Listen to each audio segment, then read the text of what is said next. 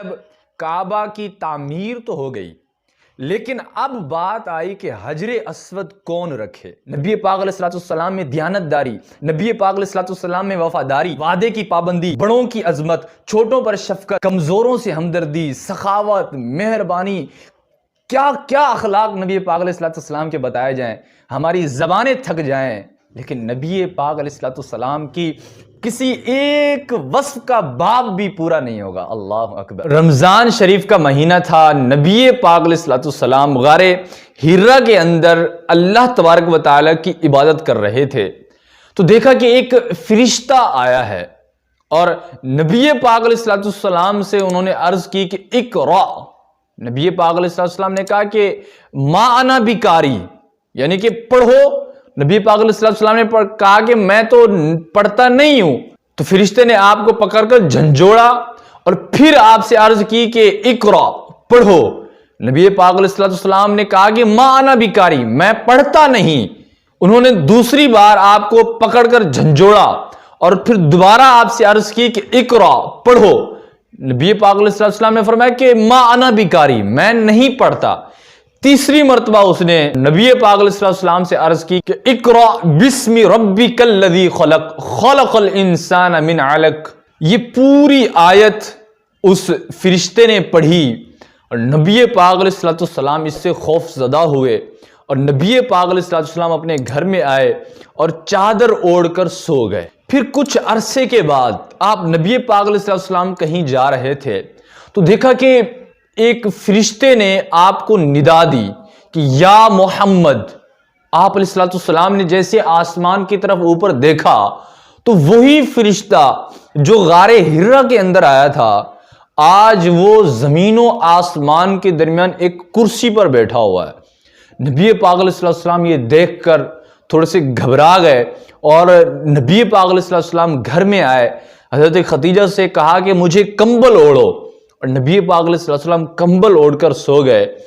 اس پر ایک گرجدار زوردار آواز آئی کہ یا ایھا المدثر قم فانذر وربک فکبر وثیابک فطہر والرجز فہجر، یعنی اے بالا پوش اوڑھنے والے کھڑے ہو جاؤ اور پھر ڈر سناؤ اور اپنے رب ہی کی بڑائی بولو اور اپنے کپڑے پاک رکھو اور بتوں سے دور رہو۔ اپنے رب کا یہ حکم نازل ہوتے ہی نبی پاک علیہ السلام نے حق کا علم بلند کیا اور دنیا کو نور توحید سے منور کرنے کا پکا ارادہ فرما لیا۔ نبی اکرم صلی اللہ علیہ وسلم سب سے پہلے ان لوگوں میں دعوت اسلام شروع کی کہ جو آپ کے بہت زیادہ قریب تھے، جیسا کہ آپ کی زوجہ محترمہ حضرت خدیجہ رضی اللہ تعالی عنہا، وہ آپ کے زیادہ قریب تھیں۔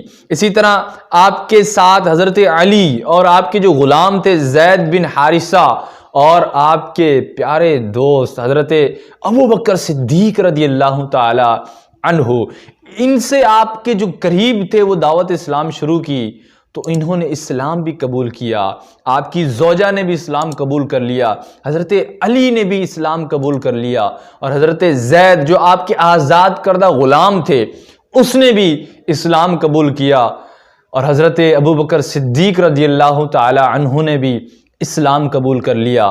یہ جو شخص تھے انہوں نے سب سے پہلے دن ہی نبی پاک علیہ السلام پر ایمان لے آئے۔ تبلیغ اسلام کا یہ سلسلہ خفیہ طور پر جاری رہا، جس طرح ایک پیاسا میٹھے اور ٹھنڈے پانی کی طرف لپکتا ہے، اس طرح خوش نصیب روحیں دعوت اسلام کی طرف لپکتی رہیں۔ 3 سال کے اس عرصے میں، یعنی کہ 40 سال نبی پاک علیہ السلام کی عمر تھی تو 43 سال تک 3 سال کے اس عرصے میں مسلمانوں کی ایک جماعت تیار ہو گئی۔ اس دوران آپ صلی اللہ علیہ وسلم دار ارقم میں بھی رہتے تھے، وہاں پر مسلمانوں کو تبلیغ اسلام فرماتے تھے، اسلام کی تعلیمات دیتے تھے، اسلام کے بارے میں جو معلومات تھی وہ آپ عطا کیا کرتے تھے۔ 3 سال کے بعد یہ آیت کریمہ نازل ہوئی کہ وَأَنذِرْ عَشِيرَتَكَ الْأَقْرَبِينَ، اور اے محبوب اپنے قریبی رشتہ داروں کو ڈراؤ۔ اس آیت میں نبی پاک علیہ السلام کو حکم دیا گیا کہ آپ علیہ الصلوۃ والسلام اپنے جو قریبی رشتہ دار ہیں ان کو دعوت اسلام دیں، ان کو دعوت حق دیں۔ اس حکم کے ملتے ہی نبی اکرم صلی اللہ علیہ وسلم صفا پہاڑی پر چوٹی پر چڑھے اور تمام قریش والوں کو بلایا۔ اب بلانے کے بعد ان سے کہا کہ اگر میں آپ لوگوں کو یہ کہوں کہ اس پہاڑی کے پیچھے ایک لشکر چھپا ہوا ہے کہ جو آپ پر حملہ کرنے والا ہے، تو کیا تم لوگ میرے اس بات کا یقین کر لو گے؟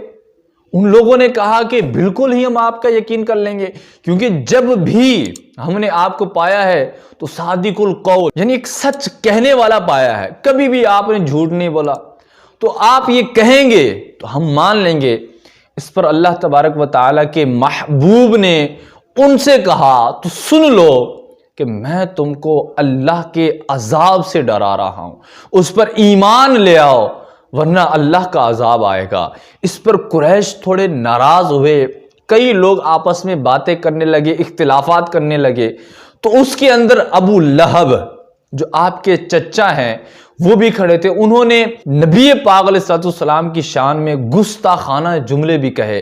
اس پر نبی پاک علیہ الصلوۃ والسلام نے تو کچھ نہیں فرمایا، لیکن نبی پاک علیہ الصلوۃ والسلام کے اللہ تبارک و تعالی نے اس گستاخی کے جواب میں ایک پوری سورہ لہب نازل فرمائی کہ تبت یدا ابی لہب و تب، پوری ایک آیت اس ابو لہب کے اس گستاخانہ جملے کے جواب میں نازل فرمائی۔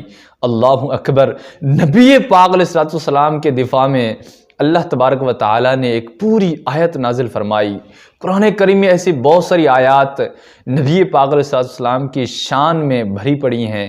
اللہ اکبر۔ اب اعلان نبوت کے چوتھے سال یہ آیت مبارکہ نازل ہوئی کہ فَاصْدَعْ بِمَا تُؤْمَرُ وَأَعْرِضْ عَنِ الْمُشْرِكِينَ، ترجمہ تو علانیہ کہہ دو جس بات کا تمہیں حکم ہے اور مشرکوں سے منہ پھیر لو، جس میں یہ حکم دیا گیا کہ آپ علیہ الصلوۃ والسلام اب اعلانیہ طور پر دین اسلام کی تبلیغ شروع کر دیں، دعوت حق اعلانیہ طور پر دینا شروع کر دیں۔ اسلام کی علل اعلان تبلیغ ہوتے ہی ظلم و ستم کی آندھیاں چل پڑیں اور لوگ کئی طرح کی اذیتیں نبی پاک علیہ الصلوۃ والسلام کو، آپ کے صحابہ کو دینے لگے، اور اس قدر ان کو تکلیف دینے لگے کہ جن کا بیان سے دل لرز اٹھتا ہے۔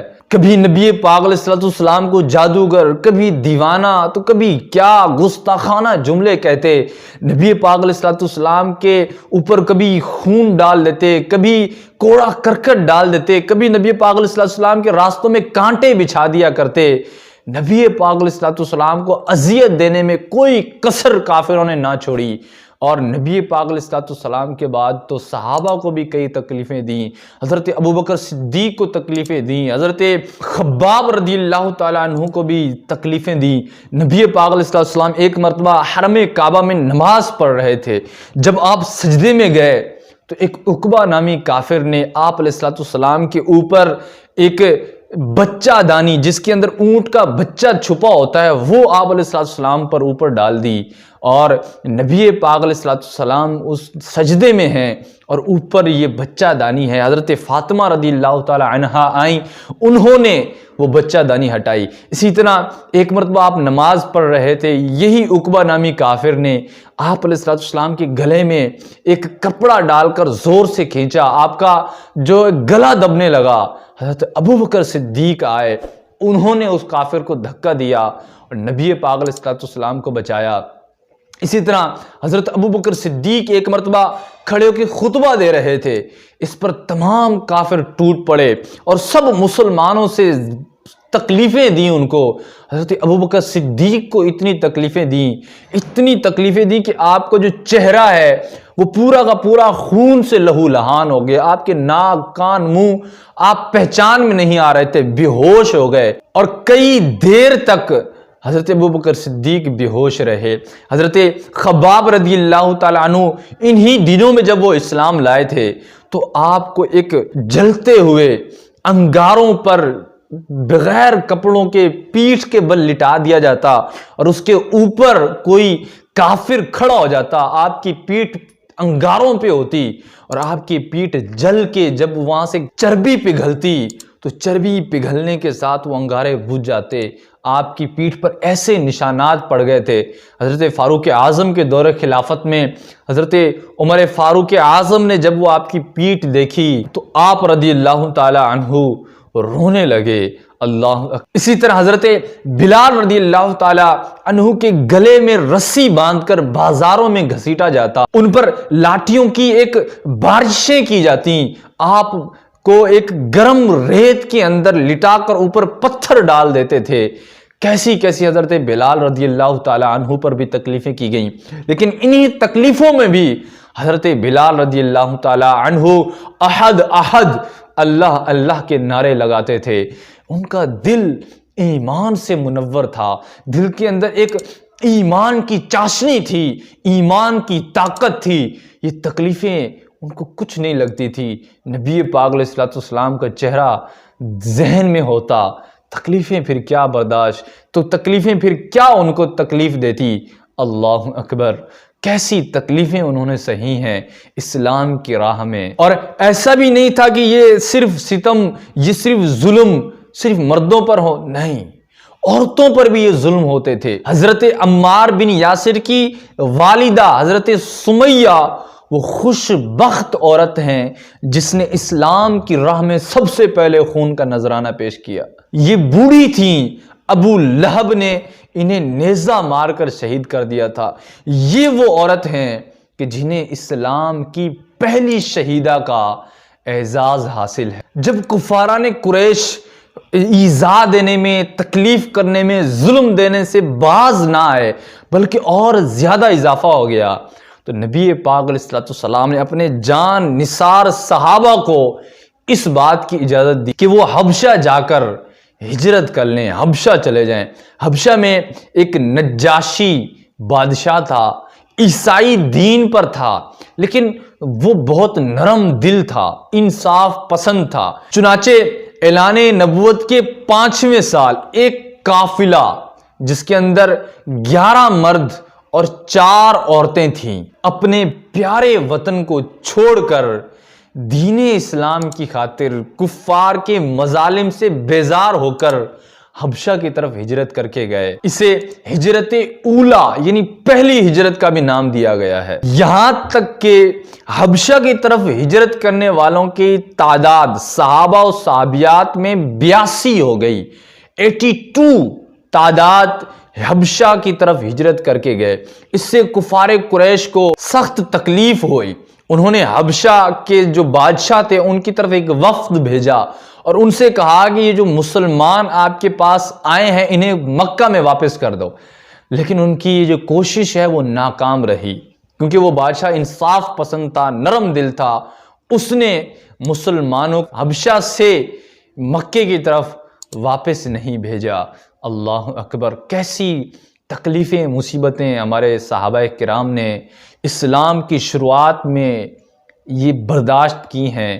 آگے انشاءاللہ عام الحزن اور بائیکاٹ جو کفار نے نبی پاک علیہ السلام سے کیا تھا وہ ہم سنیں گے, اور پھر آپ علیہ السلام کا مدینے کی طرف ہجرت کر جانا, مکہ کو چھوڑ کر مدینے چلے جانا, یہ بھی انشاءاللہ نیکسٹ ایپیسوڈ میں سنیں گے. پھر انشاءاللہ چلتے چلتے ایک دن آئے گا ہم انشاءاللہ نبی پاک علیہ السلام کی پوری سیرت انشاءاللہ سنیں گے. اللہ تبارک و تعالی ہمارے دلوں میں نبی پاک علیہ السلام کی محبت, ان کی اطاعت گزاری میں اپنی زندگی ہم گزاریں. آمین بجاہ النبی الامین صلی اللہ تعالی علیہ وآلہ وسلم.